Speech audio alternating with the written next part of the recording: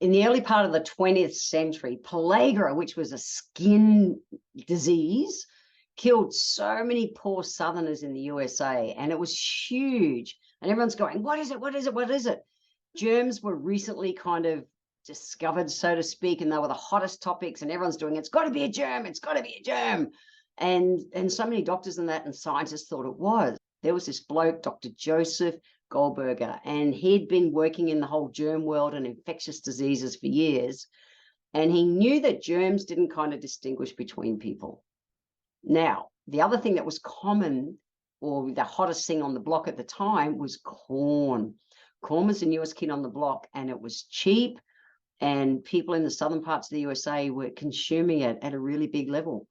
And what he found was, what he worked out was that huge numbers of people were actually eating all this corn and not a diet rich in vitamin B3, which is niacin, and they were becoming niacin deficient. And it was a real turning point for science, because all of a sudden people went, wow, all right, it's not just the food, but it's the nutrients in the food that's really important. So what is niacin, and why do I love it so much? Niacin is one of the 8 water-soluble vitamins. It's water-soluble.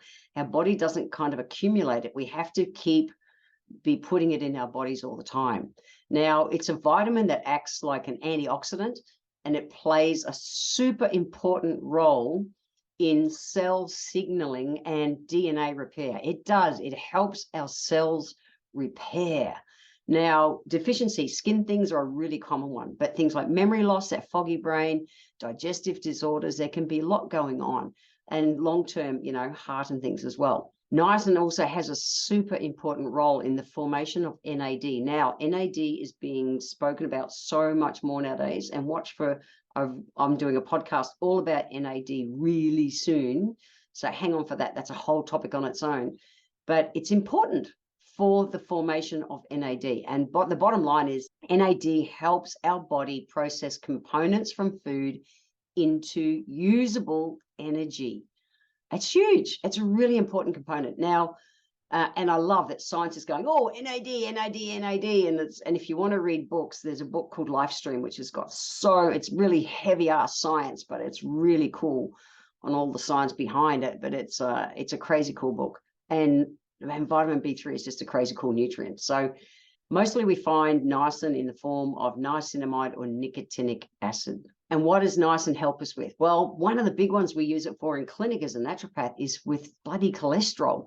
Niacin can help your body to improve your blood fat levels. And it does it by bringing down our bad fat, bringing up our good fat. Our bad fats are the LDLs. The good fats are the HDLs. So that's your triglycerides. It's really important for our cholesterol levels. And as naturopaths, we use niacin, so much for helping people with high cholesterol. It's also excellent for helping with blood pressure. So niacin is important for releasing prostaglandins, which are the little chemicals that help your blood vessels to open, to widen. So it improves blood flow, and it helps to reduce blood pressure. Now, niacin, remember I said, comes in the form of niacinamide and nicotinic acid. So the biggest difference in the two are, and both are really good for all these things. They're both B3, just 2 different forms.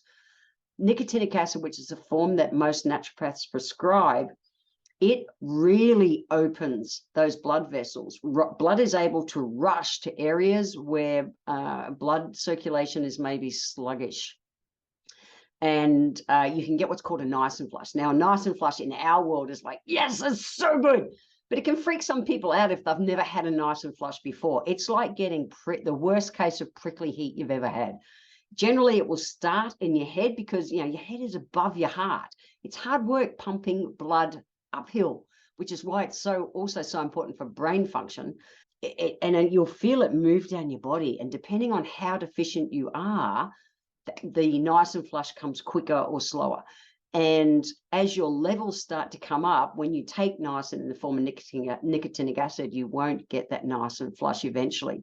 But initially, if you are deficient in niacin, it can be pretty bloody uncomfortable, which is why in Australia here, the TGA rules, it's only practitioners who can actually sell it in quantity. But in other parts of the world, you can buy it in every corner drugstore in the USA, and I think it's an amazing nutrient. I really do.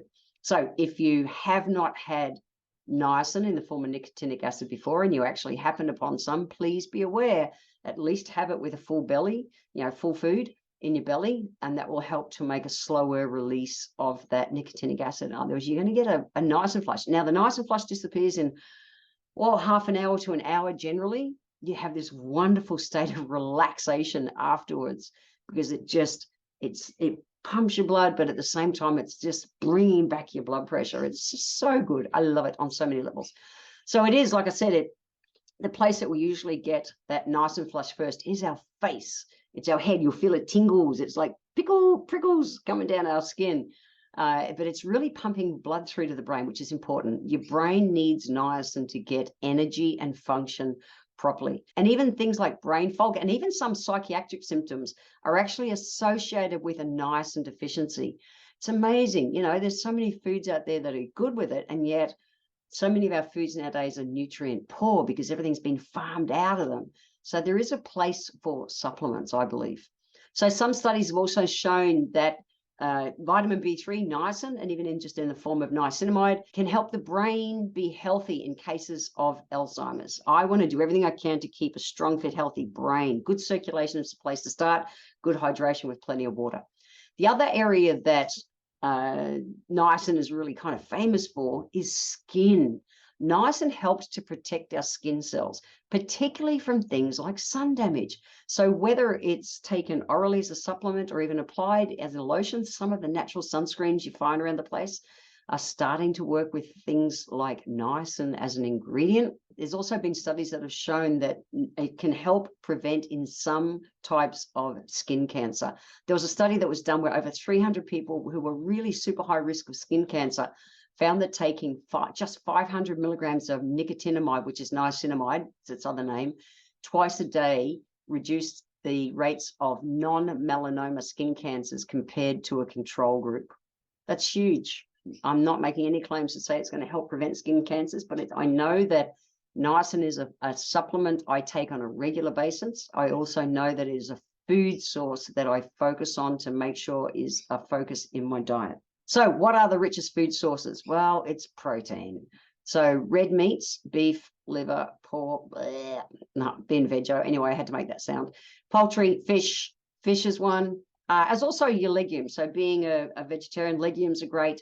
Brown rice is excellent. So the close to nature, the brown bread, brown rice, brown pasta, brown. Not the white refined stuff that leaches water-soluble minerals like B3 out of your body. Nuts and seeds, also useful. And bananas. Bananas not as much, but there's still a food with it in it. So the healthy life hack is pretty simple. Prevention is the key. I find a lot of people are not having enough nice and rich foods in their diet. And it is just such an essential vitamin for so many parts of our health. I really believed it needed a podcast all on its own. So check out vitamin B3, niacin in your area. Maybe it's worth supplementation for a little while.